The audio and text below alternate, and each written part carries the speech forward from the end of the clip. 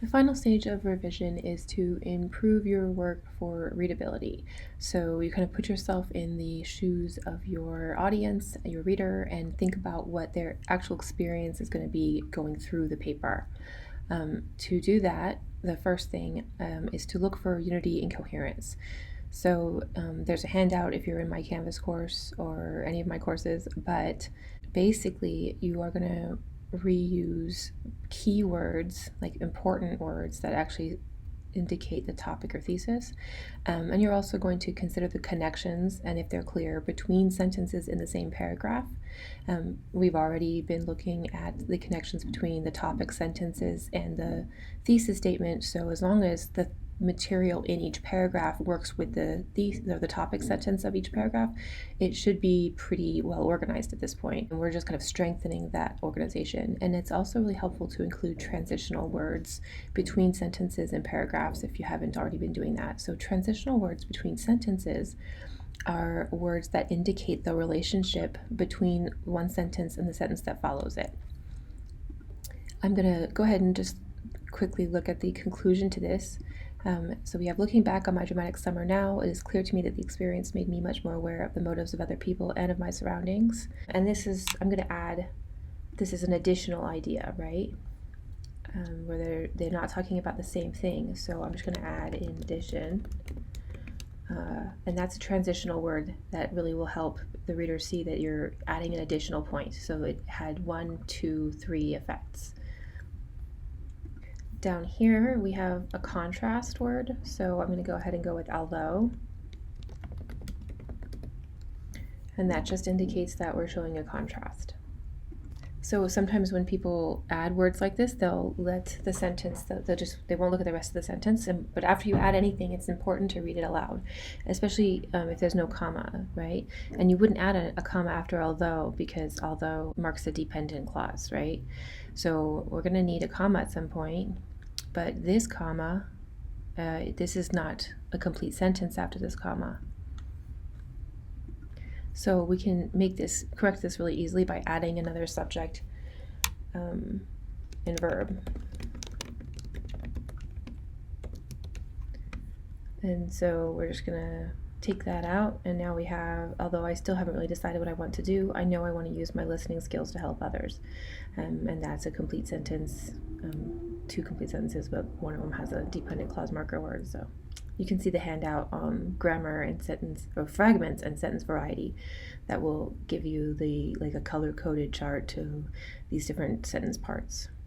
And you'll see that the ones that I added in, for the most part, I haven't really added color, like I haven't highlighted those, but I tend to automatically include those just because I've been doing this a while, and they are like memorized. They're like street signs basically, where everybody recognizes them and is expected to respond to them in a certain way.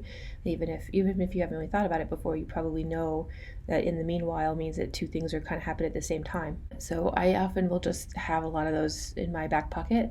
But if you don't, there's a whole list of them.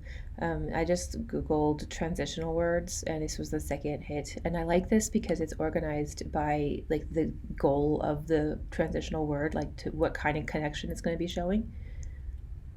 And I really just suggest that you review this list just to kind of see what kinds of words people generally expect to see. And then also this will let you know what kinds of situations in which you can include a transitional word between sentences that will help your reader follow your work more carefully and understand it more clearly. So here's another sentence I'm going to edit just to make it seem, because it's a little bit too declarative for me. I felt very sorry for them and lucky that I had left. And I'm going to kind of indicate that the person felt sorry for them. So while I felt very sorry for them, and then I'd have to edit this, I also felt lucky that I had left. And this sort of indicates that the writer is of 2 minds about it, which is a pretty common phenomenon, I think. But by making it more explicitly clear that this person feels, both ways at the same time, I think that improves the relationship between the reader and the writer in this scenario, where they can have a better and more complex understanding of the writer's opinion about the situation. In our next section, we're going to talk about checking your quotes.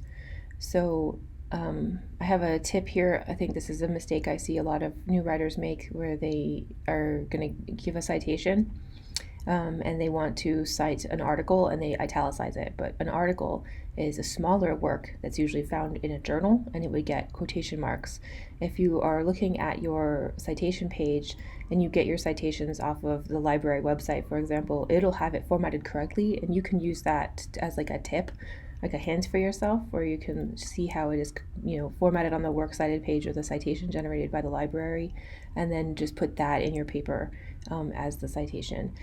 So things to check is, if everything that's in your paper actually shows up on the works cited page, and vice versa. So you shouldn't have stuff on your works cited page that doesn't make an obvious appearance in the paper. You are going to want to look over the direct quotes and ensure that they are being introduced and cited and that relevance is explained. And I'm going to show you an example of that. So this is a more complicated paper than the one we've been looking at. The one that we've been looking at doesn't use any citations, so it's not going to be useful for this particular example. But this is a paper about cultural literacy, and someone is arguing, well, it's mine, I'm arguing that the concepts of the sublime and the beautiful could have some kind of connection to cultural literacy. So discussing this is pretty early in the paper. It is through this avenue of normativity, and the previous paragraph is about normativity, that the concepts of the sublime and the beautiful seem suggestive towards cultural literacy. So this is a topic sentence declaring what the paragraph is going to be about. Literacy is, broadly, the ability to read the signs that any given culture values for communication. As defined by Cook-Gumbers, literacy is not just the simple ability to read and write, but by possessing and performing these skills, we exercise socially approved and approvable talents. In other words, literacy is a socially constructed phenomenon. And that's from page 1. Furthermore, according to the article, this is an interpretation / expansion on this. So there's a paraphrase coming. I know that from the word furthermore. Literacy is taken as a sign of, as well as a cause of, normative behavior within a given culture. For example, in a culture that communicates with written text, being unable to read and write is a cause for concern because of what it signifies, or seems to signify, about the communication and normativity. Thus, literacy is a concept relating to communication and social normativity. So my earlier comment in a previous video that you need to make sure that you are giving your reader everything that they need to know before they get to the part where you're making a point out of it. Clearly, someone who comes into this paper and doesn't have a good definition of the word normativity is not going to understand this paragraph, but it was defined in a previous paragraph. So that's an example of why that's so important, because otherwise they won't know what you're talking about. But what we're focusing on here is that this paper is a draft of a paper that was written for a graduate level course. And essentially, we bring in this quote here, and it's the definition of literacy according to this person. You have all your basic stuff. You have like an introduction to who the source is, and so when the person reading it goes to the works cited page, they're going to see this right here, the social construction of literacy, and there's only the one person with this last name, so we don't have to think that there might be somebody else. And it tells us when it was published, so we get some really good information from the works cited page. So an interesting and important point about this is, when this is a very old paper. I think I wrote this paper 8 years ago, and it's problematic primarily because I don't introduce this Jenny Cook-Gumbers. I don't explain anything at all about this person. And nowadays, rewriting this, I would include something to describe like who this person is, because I don't remember anymore, honestly. Like, it's been so long since I read that book that I actually, like, I kind of remember it, but not really. But because I'm an enterprising person and I know how to work this, I would just put sociolinguistics professor Cook-Gumbers or Jenny Cook-Gumbers. And that gives a little bit more oomph, and it also just helps me mentally remember what this person's qualifications were. And then I've given the quote. It's 3 lines, so it doesn't need to be formatted as a block quote. If it were any longer, it would need to be a block quote. And then this, furthermore, as I said before, it indicates that there's some paraphrase that's going to be following this up, just to kind of emphasize some element of it. And then the for example explains what the significance of what we've just read is for the reader. So this might be a little confusing because honestly, if you're reading something, and the writer is being pretty clear and you're used to reading the writer. So by the time this is page 4, by the time someone gets to this part, they've been reading me for 4 pages and they're used to how I sound. And I bring in a quote, the quote's not going to land as effectively as it would if it were in my words, just because it's sort of jarring to go from one person talking to another person talking, if that makes sense. So including this paraphrased section brings me back into a role of having authority.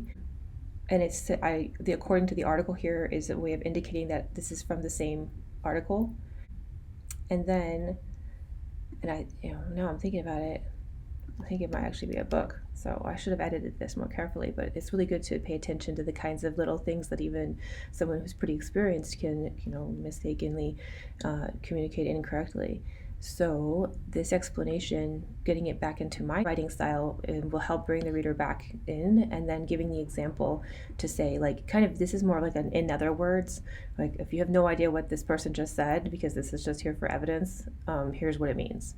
And then this is almost like the banking moment where I'm making sure that this information is deposited as clearly as possible into my reader's mind before I begin to draw implications from it, such as thus, right? So be sure that you are not quoting excessively. Oops. And that you are formatting things correctly, because essentially if you have a giant quote, you need, if it's more than 4 lines, it needs to be formatted as a block quote. And that's it draws attention to the fact that a huge portion of this material is being drawn from someone else. And a good rule of thumb is if you have a huge quote, you need to discuss it as long as the quote is, in order to justify it being in the paper. So just do make sure that everything also is cited correctly, even if it's a paraphrase. So this can also be a helpful way of thinking about how to structure a paragraph that contains a quote, where you have the topic sentence that announces what the paragraph is going to be about, the referral to the source, which is essentially explaining who the source is or why it matters. So that would be the part that I just now edited with the sociolinguistic professor. And this expands the intent of the topic sentence by giving us some context for the discussion that is about to be introduced. And then you give the evidence, whatever it is. It's a paraphrase, it's a direct quote, it could be some numbers, whatever the evidence is. Then you apply the evidence to your thesis by explaining it. And then you're going to transition to the next point. So after that, you are going to take a break after you've looked at all your quotes, and then we will return with another video to discuss how you might do even more fine-tuning to help the reader better appreciate your ideas and move through the paper more quickly and easily.